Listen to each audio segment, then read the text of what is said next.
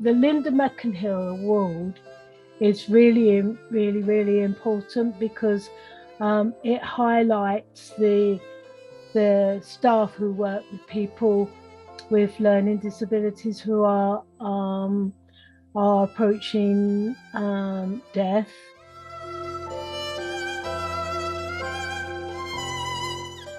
Hello, I'm Linda McEnhill, currently Chief Executive of Ardgowan Hospice in Greenock in Scotland. Why the award? Well, back in 1997, Noel Blackman, and now Chief Executive of Respond, and I heard about the wonderful work that was being done by Northgate Hospital and the St Oswald's Hospice team in creating the first ever dedicated palliative care beds for people with learning disabilities. A short time later, we heard about the work of the Chesterfield team at Ashgate, who were using snoozling to support pain and symptom management in people with learning disabilities at the end of life. We were delighted to go and meet both of these teams, but very surprised to hear that neither of them knew about each other. And so the idea and the dream of the network was born, and we launched in 1998. Initially to overcome practitioner isolation, to ensure there was no duplication of effort and resource when trying to come up with innovative approaches, and to celebrate and cascade the best practice that was being developed by those practitioners.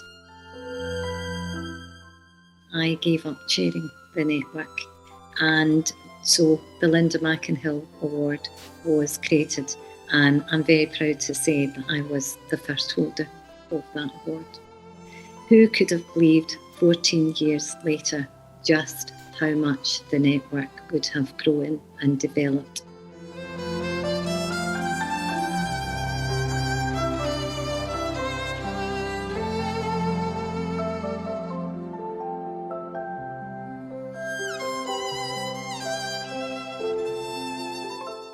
Being highly commended for the Linda McEnhill Award was amazing.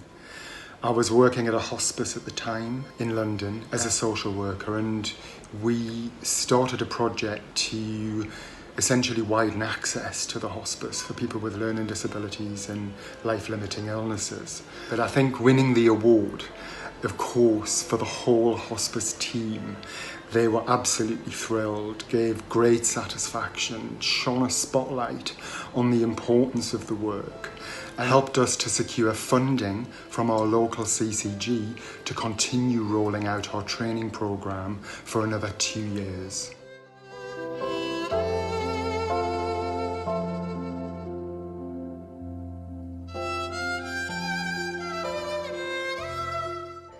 It was a great honour for us to receive the award.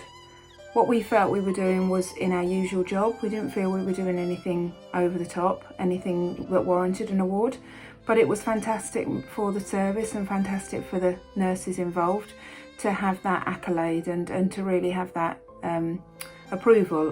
What we were doing was innovative and creative and different.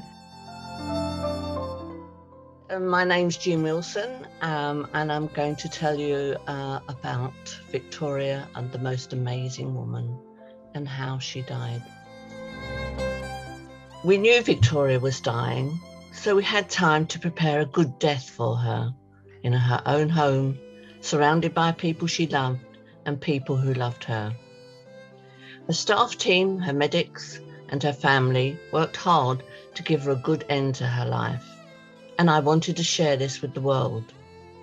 Therefore, I entered the Linda McEnhill Outstanding End of Life Team Award in 2014, and we won. Putting into words how we all worked together, giving Victoria a majestic death in my application for the award proved to be very therapeutic for me and helped with my loss and subsequent mourning.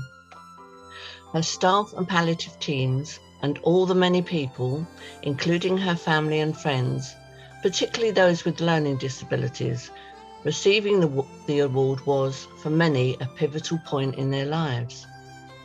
Being recognised for their exceptional and highly valued part as a team player in Victoria's life and death helped with her own pain in losing a much-loved woman. The award given to Centre 404, the Ellipse Palliative Team, Islington Social Services and Health, led them to introduce Victoria's model of end of life across their services. It has opened a forum for talking about and planning death for many people. For people with learning disabilities in Islington and across the UK, the description of how we work successfully together has provided them with a model of excellent practice. And I hear often, we want to go out like Victoria.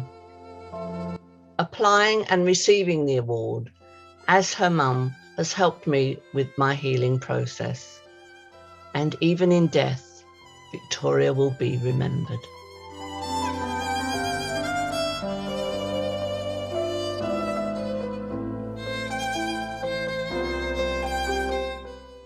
I was a judge on the Linda McEnhill Award as well for several years, and reading the nominations is so inspiring and emotional, and you know, I think really shows the incredible work that goes on across the whole of the UK to support people with learning disabilities at the end of life. And we don't often get to hear those stories. We don't often get to hear those pockets of good practice, great practice, inspirational practice. But the Linda McEnhill Award does that. It helps to share those stories and share that great practice, so then others can adopt it and change the way they work, so it spreads. Keep spreading the word, PCPLD Network.